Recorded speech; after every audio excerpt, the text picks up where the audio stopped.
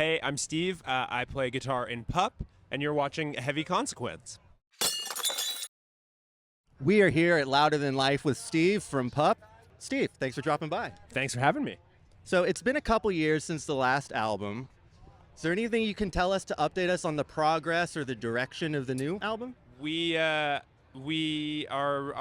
kind of basically it's getting buttoned up. Like we've been writing a lot, doing some recording and stuff. So we're hoping to have something cooking up. Probably not this year. Obviously, it's basically feels like the end of the year. But yeah, hopefully 2025.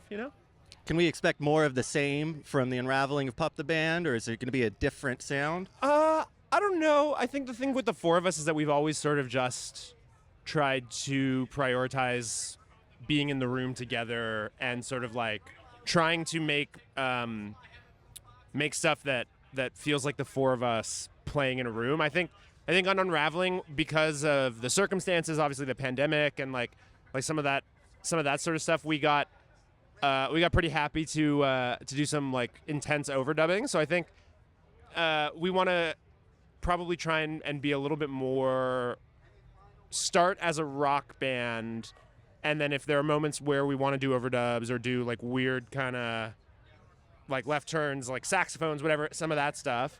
I think we want it to be a little bit. We want to be a little bit more kind of immediate, or sort of like intentional with that. But yeah, no, I think broadly, it's the four of us, so we just try and do stuff we haven't done before. That's great. We're looking forward to it. Yeah. Now, I know you all are going on tour with Sum 41. We are, yes. Coming up. It's their final tour. It is. You're on the final leg of their final tour. What was your reaction when you heard they were breaking up, and what do you think about the musical world losing Sum 41? I mean, it's a bummer. We literally just saw them for lunch at the catering tent. I think it's extra meaningful for us. Sum 41, Half Hour Power. Those are records that I bought from like the record store in Toronto, because they're from the suburbs of Toronto. It was like one of the first bands I think that when I was growing up and when we were all growing up.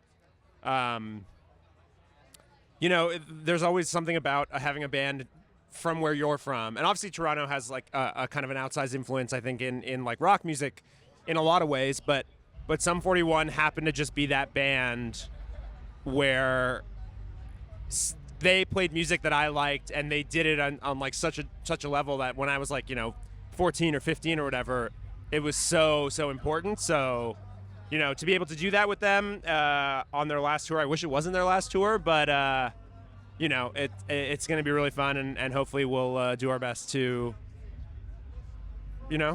bring some good energy and good vibes.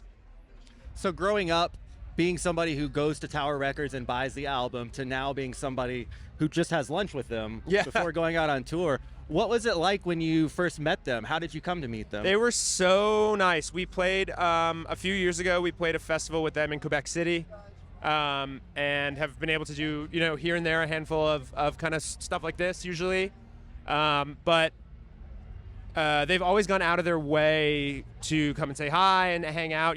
Just like super down to earth, like pretty regular dudes. Like, and which like, as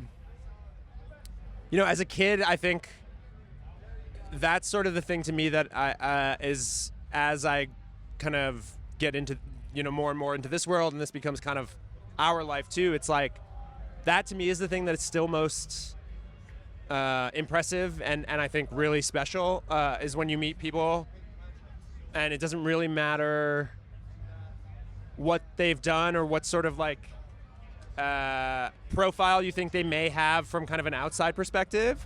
They're just all like, everyone in catering is just waiting to line up to get like tofu or something, like it's not whenever people are cool like that, it really goes a long way in sort of helping you to realize a lot of just like regular people just happen to be great at what they do, and this is just what we do. So that it's cool. It's really nice.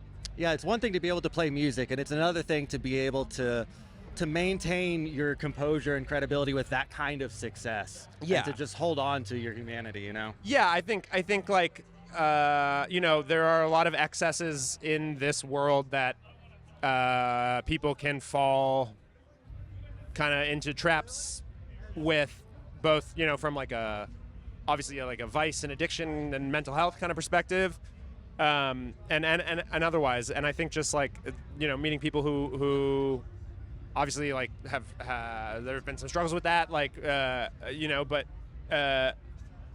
yeah, to see a band like Sum 41 being able all these years later to still just be great dudes. Cone once recognized me at the grocery store and like took time at the grocery store to like talk to me, and say hi. And it's just like that to me is really important, and it feels really great to just know that that's the case. Dreams do come true. That's right.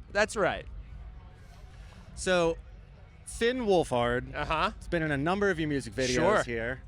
How much credit do you take for the success that he's seen? All of it. All of it? Every single, yeah. And Finn, if you're watching, don't forget.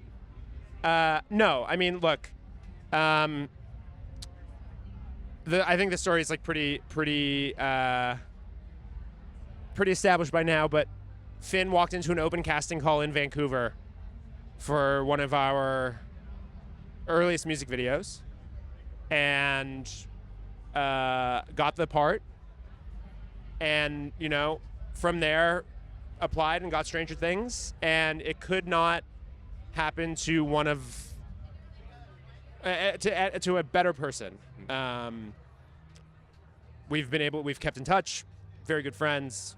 He is talented and lovely and has a great family, and it's a joy to call him a friend and to see him evolve into a great artist. All thanks to you. Exactly. All thanks to me. Any chance that he'll appear in another music video someday? I imagine not, but I'd leave it open. Again, Finn, if you're watching. We know you are. Yeah, no, the nice thing about that now is like every once in a while when we're in the same city, usually he'll just come hang out and we get to hang out with him.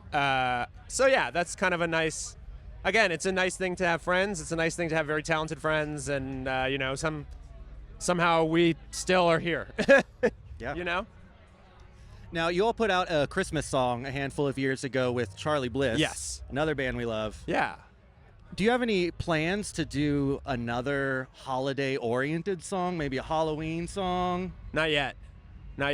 I guess we have Bloody Mary, Kate, and Ashley from Morbid Stuff, so that's, I guess, kind of a Halloween-y song. But no. The theme thing kind of just came about very, very sort of organically. Charlie Bliss are good friends, so no, there's going to be no like gimmicky holiday music yet. Yeah. I don't know. I'll that said, maybe I'm working on like a prog rock opus about Easter. Like who can say for sure?